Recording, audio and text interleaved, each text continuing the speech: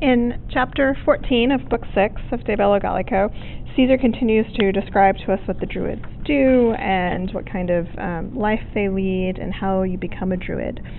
So, Druides ab bello ab esse consuerunt, which is really consuerunt. It's really a perfect, it's been syncopated a little. Right? The Druids are accustomed to be away from battle, or accustomed to be absent from battle.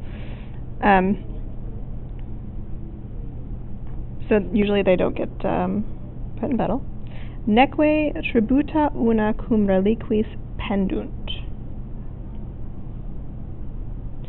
Nor do they pay or sort of weigh out tributa, right? That's the neuter plural accusative of tax or tribute, right? Nor do they weigh out taxes una cum reliquis, together with the rest.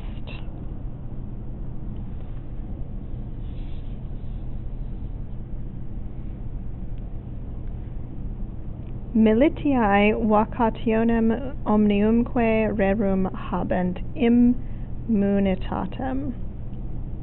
So you have one verb here, habent, and there's two accusatives.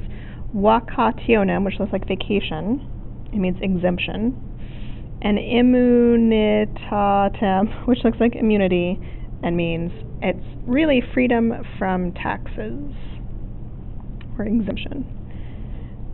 So they have an exemption militiae of the military, of military service, and that's a genitive that goes with vacationem. And so we take habent twice, and they have a freedom or an exemption, and then we have another genitive, omnium rerum, of all the things, of all the affairs.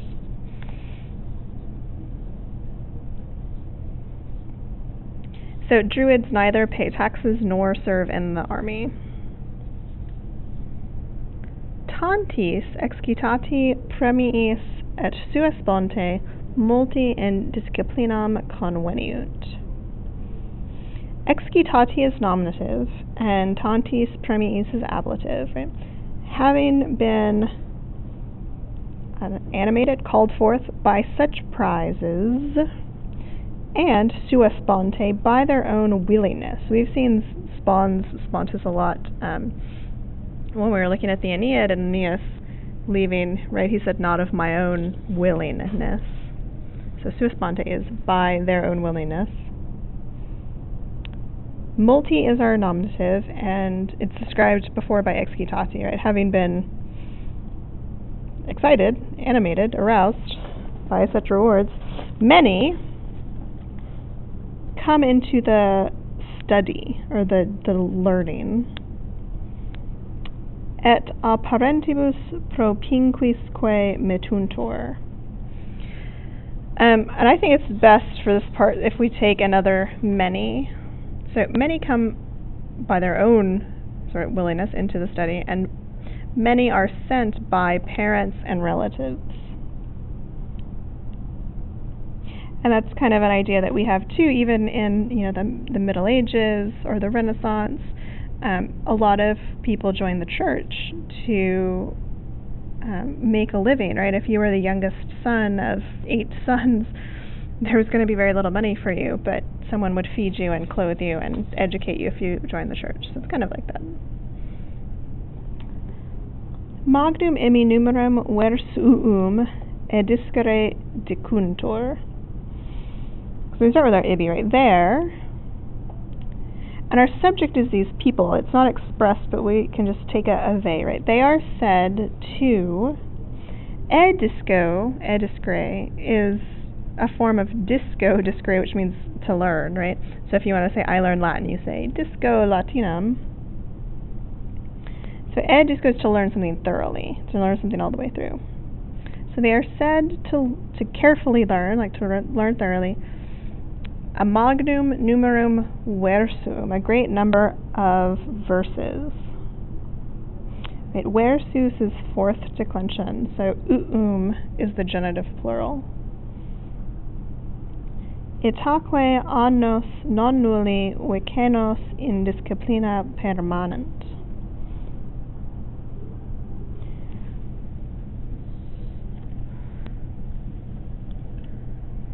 And so, like thus, annos goes with the vicenos, so that's an accusative of duration of time. So duration of time tells you how long something happens there, and so for 20 years, vicenos is related to vigenti, 20. For 20 years, non nulli, which is one of my favorite words in Latin because it's just so straightforward. Nullus means none, non nullus means not none, so some. For 20 years, some persist, remain, stay in the study. So they study for 20 years.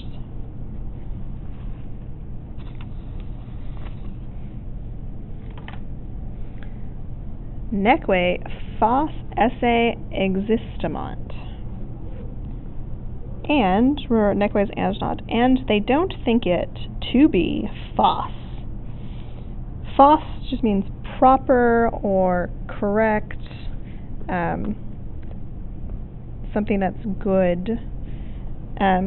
Fas is almost untranslatable into English because we don't have a word that really means fas. Proper is a nice, good word for fas. They don't think it to be proper, ea literis mandare. And so we expect to see an infinitive. We have mandare, to commit. Ea, these things, it's your neuter plural, to letters. And they're going to talk about letters a lot. And usually for a good translation that we could just say writing, right, to writing. Cum in reliquis fere rebus, publicis privatisque rationibus, Graecis literis utantur. Now, cum, we know, can be a preposition with. We know it can start a subordinate clause and mean when. It can start an indicative clause and mean when. It's also used in this kind of clause called concessive, a concessive clause. And concessive clauses have subjunctives in them. It's a type of subjunctive clause. It's really a type of a cum clause. It's a more specific word for a specific branch of the cum clause family. And concessive clauses always start with although. You're like conceding something. Well, although this thing, another thing. And that's why they're called concessive. And so here we have a concessive clause. They think it not to be proper, right, to entrust these things to writing, although in reliquis fere rebus, fere means nearly. So although in nearly the remaining affairs, and there's this kind of understood all, publicis privatisque rationibus, in public and private, ratio is an account of something, right? In public and private accounts or transactions, Graecis literis utantur, which is on the next page. Utor means to use. It's deponent, so it always looks passive, and it takes an ablative, which is very rare for verbs to do, is to take an ablative. So Graecis literis is ablative because it is the direct object of utor, and utor always takes an ablative. It's just fun like that.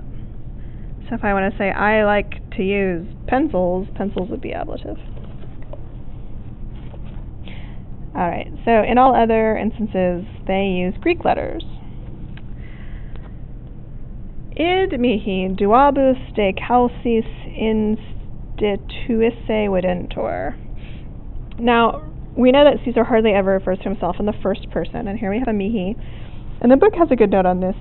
When he's acting like the author, as he is here, he's kind of coming up with reasons why this might happen. He uses the first person.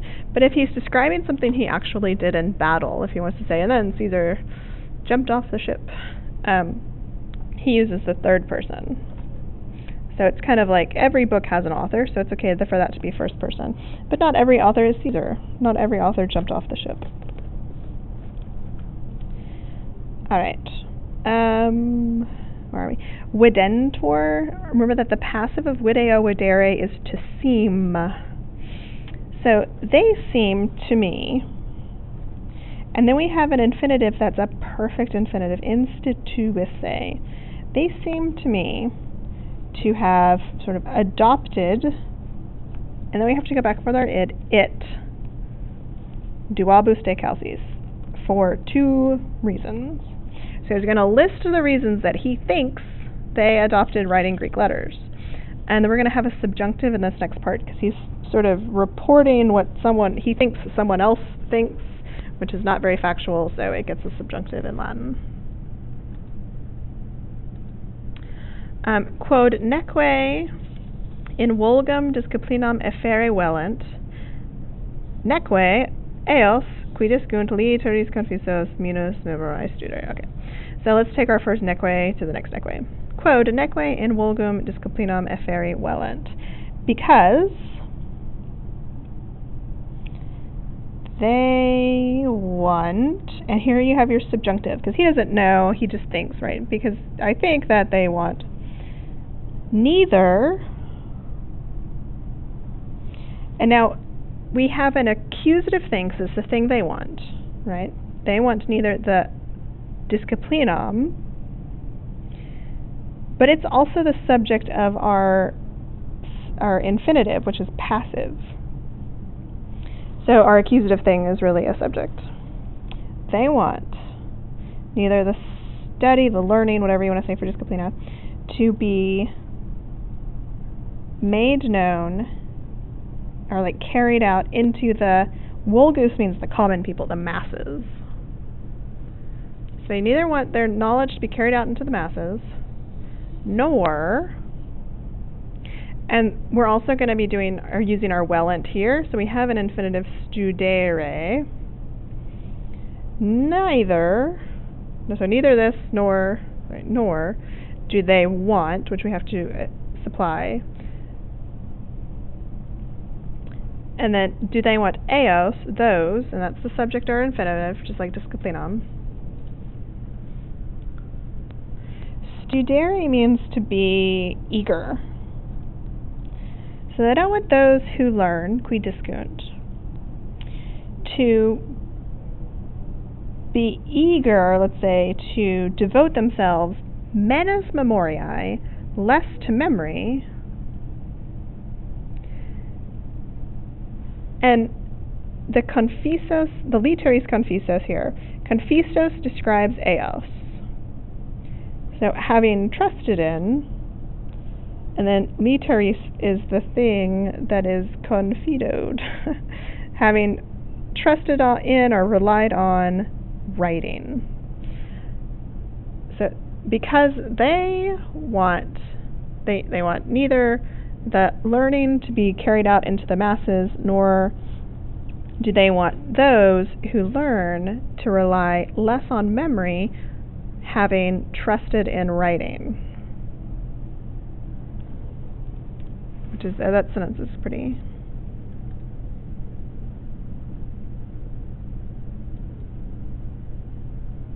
crazy. Okay.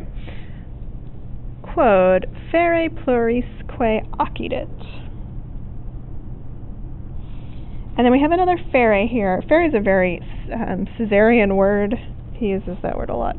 And there's a note in the book here about how you want to take your subjects and stuff. Because it happens, occidit, right? An accident is something that just happens, nearly sort of to everyone, that, and we have an ut. And this ut is a results clause, even though we don't have a tom or tot. It happens, and the result of it happening is that this other thing.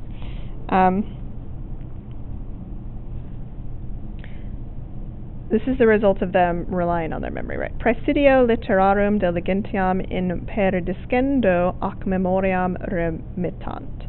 So remittant is subjunctive because it's in this ut clause. Praesidio is your subject. Literarum is obviously genitive plural. Diligentiam is obviously accusative singular. Now, per discendo is disco discere, which we've seen previously. Disco means to learn. Per as a prefix means completely, which we've seen many, many times.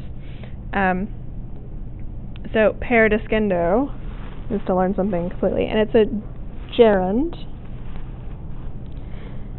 And remember, gerunds you translate just ing, in learning completely.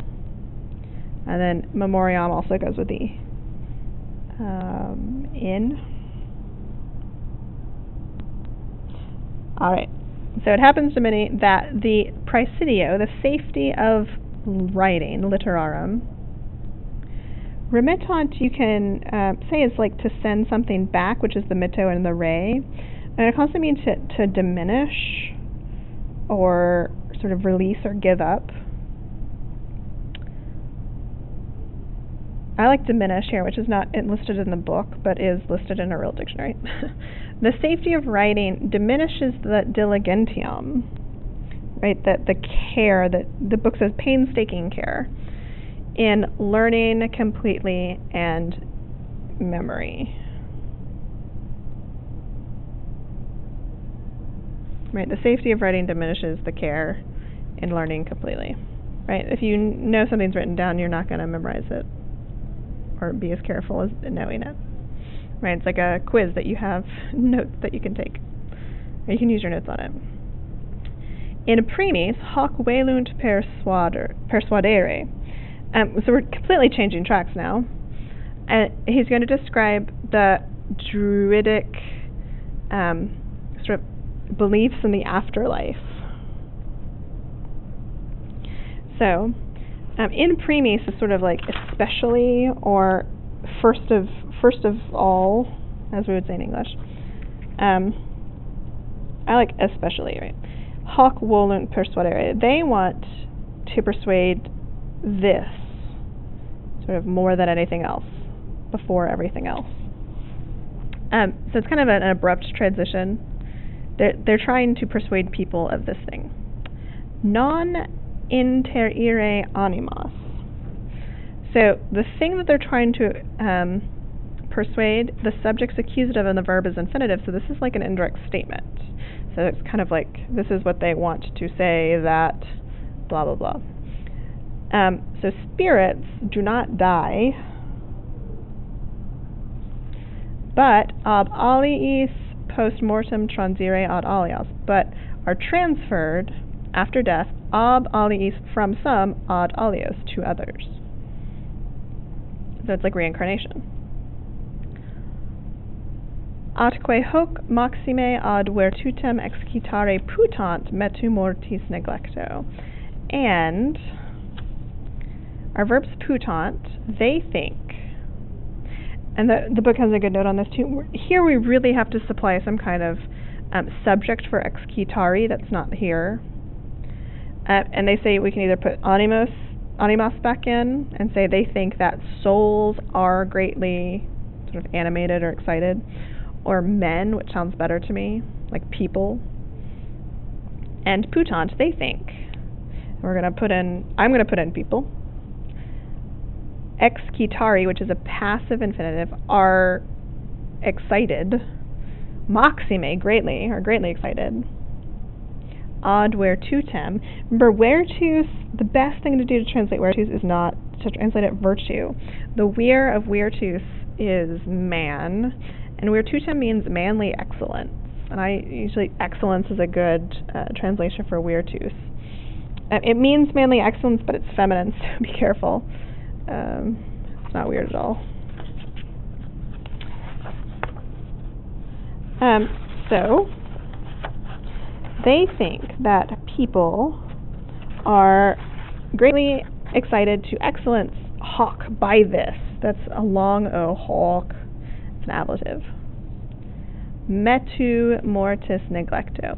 Metu is fear. We get meticulous. If you're meticulous, you're afraid of making a mistake. This is an ablative absolute. With fear, and we have a genitive of death, having been neglected. I have a better word for neglected. Having been disregarded. I like that better. Disregarded. Ablative absolutes, you can say when, which is like the catch-all. It works for 100% of the time. You can also say after or because, and here a because would work really well. Right? They think that people are excited to excellent because the fear of death has been disregarded. And so just context helps you out on that one.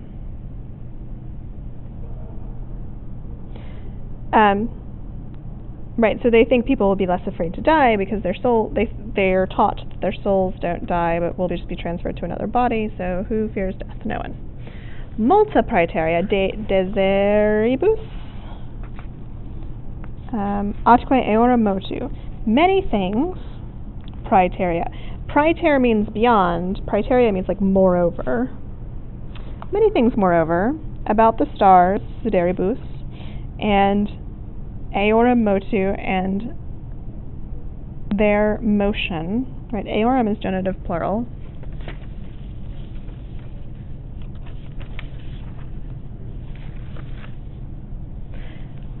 And de takes an ablative. Right, de mundi ac terrarum magnitudine, about the world and about the size of the lands. De rerum natura, about the nature of things. De rerum natura is actually a famous book by Lucretius, which is it's about the nature of things actually. De deorum immortalium vi ac potestate. Here your we and potestate are ablatives, so about the strength and power. And then deorum immortalium, or genitive plural, of the immortal gods. And this is what they do. So about all those things, disputant.